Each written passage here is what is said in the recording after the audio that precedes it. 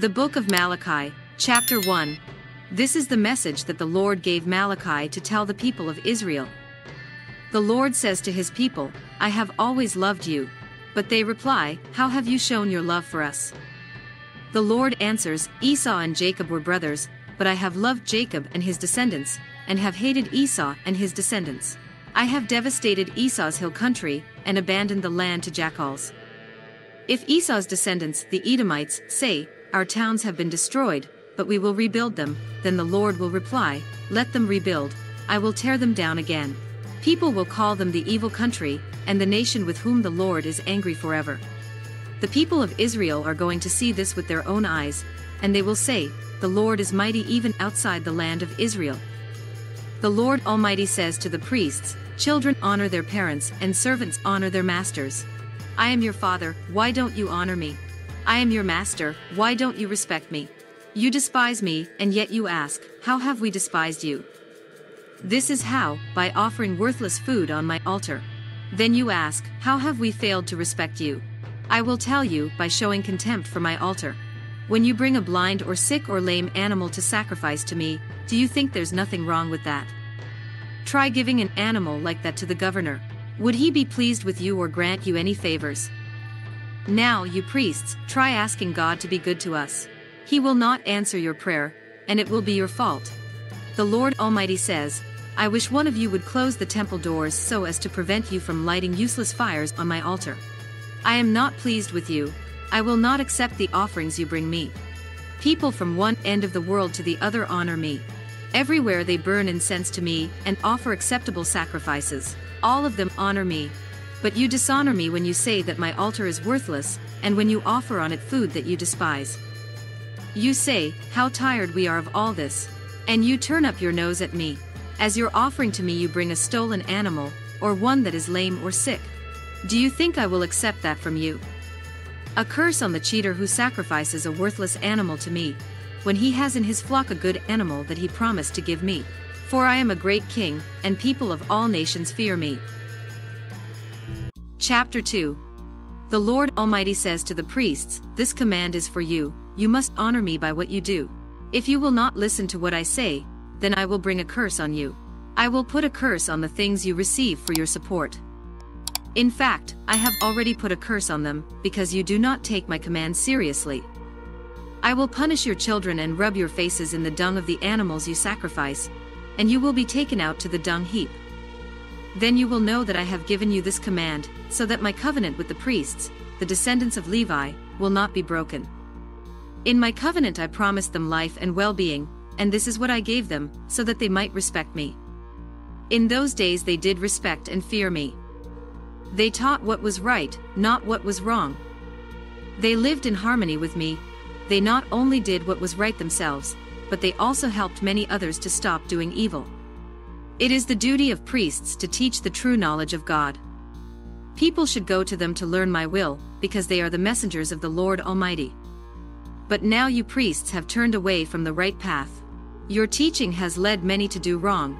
You have broken the covenant I made with you. So I, in turn, will make the people of Israel despise you because you do not obey my will, and when you teach my people, you do not treat everyone alike. Don't we all have the same Father? Didn't the same God create us all? Then why do we break our promises to one another, and why do we despise the covenant that God made with our ancestors? The people of Judah have broken their promise to God and done a horrible thing in Jerusalem, and all over the country. They have defiled the temple which the Lord loves. Men have married women who worship foreign gods. May the Lord remove from the community of Israel those who did this, and never again let them participate in the offerings our nation brings to the Lord Almighty. This is another thing you do.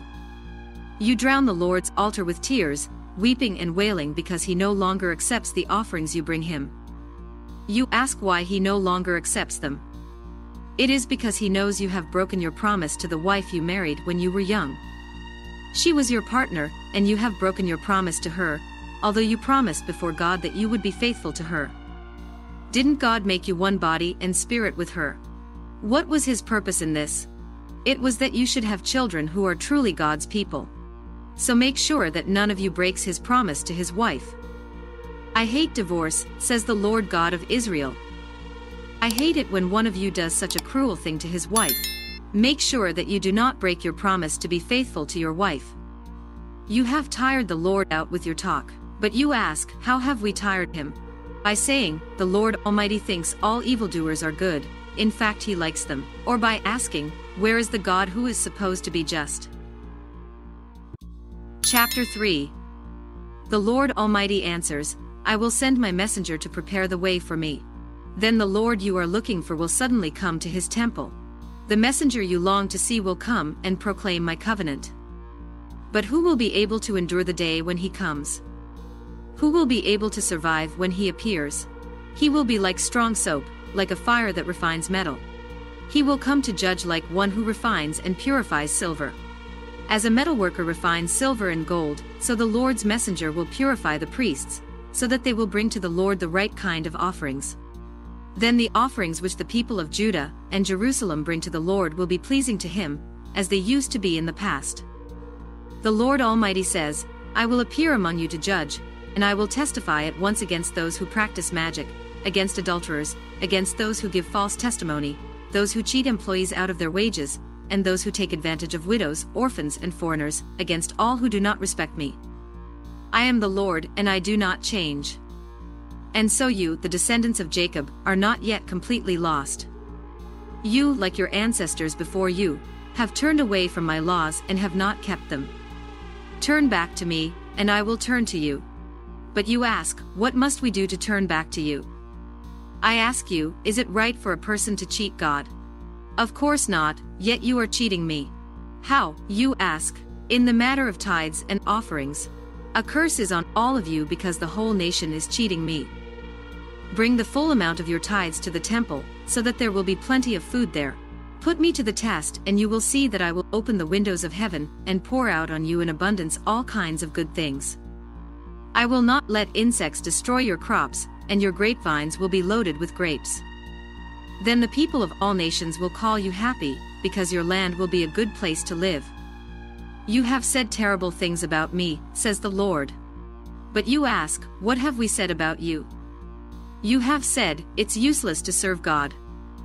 What's the use of doing what he says or of trying to show the Lord Almighty that we are sorry for what we have done? As we see it, proud people are the ones who are happy.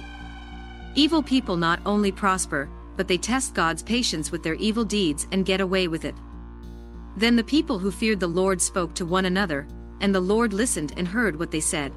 In his presence, there was written down in a book a record of those who feared the Lord and respected him. They will be my people, says the Lord Almighty. On the day when I act, they will be my very own. I will be merciful to them as parents are merciful to the children who serve them. Once again my people will see the difference between what happens to the righteous and to the wicked, to the person who serves me and the one who does not. Chapter 4. The Lord Almighty says, the day is coming when all proud and evil people will burn like straw. On that day they will burn up, and there will be nothing left of them. But for you who obey me, my saving power will rise on you like the sun, and bring healing like the sun's rays. You will be as free and happy as calves let out of a stall. On the day when I act, you will overcome the wicked, and they will be like dust under your feet. Remember the teachings of my servant Moses, the laws and commands which I gave him at Mount Sinai for all the people of Israel to obey. But before the great and terrible day of the Lord comes, I will send you the prophet Elijah. He will bring fathers and children together again, otherwise I would have to come and destroy your country.